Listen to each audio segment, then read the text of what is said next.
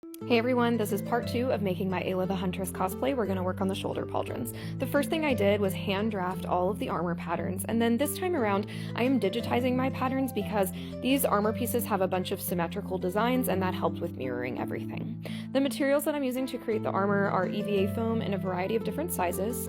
You'll also need a box cutter as well as an X-Acto knife and a bunch of extra blades because EVA foam dulls the knife really quickly.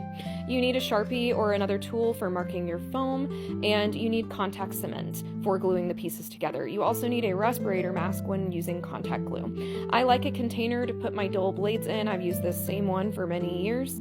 Other safety tools I recommend would be some goggles and safety gloves. These can be used for a variety of purposes, as well as disposable gloves. I like these for painting and gluing. So first I am going to be tracing my patterns onto the EVA foam. I'm marking the left and right sides, and then my patterns have marks that tell me what sides need to be cut at a 45-degree line. This is important for putting the pieces together and how it all ends up lining up and shaping.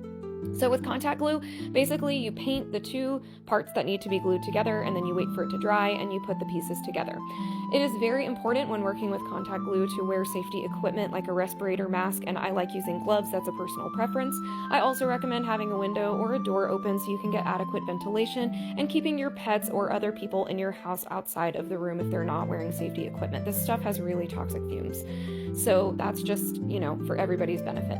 So I'm gluing these pieces together, and as you can see, it's all coming together nicely. There is sort of a top and bottom part of the pauldron that will get glued together eventually, but for now I'm keeping them separated because I need to make texture and distressing on each of them. So after I did the base pauldrons, I cut out the swirls. This took so long, you guys, because these are very intricate designs, and I forgot to film some of the steps here, but basically I'm marking and cutting it out with the X-Acto knife.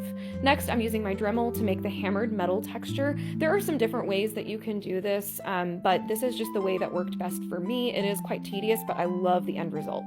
So the final step for this stage of making the pauldrons was adding these swirls onto the pauldrons themselves. I was really nervous when I tried to figure out how best to do this, but in the end I decided to use some disposable, cheap paintbrushes that I didn't care about and paint the design on with contact cement. So this involved me tracing the design out using a pen and then applying the contact glue to both the pauldron itself as well as the swirl, and then very, very carefully putting them together. I'm super happy with the end result, and although it took a while, it all worked out really well.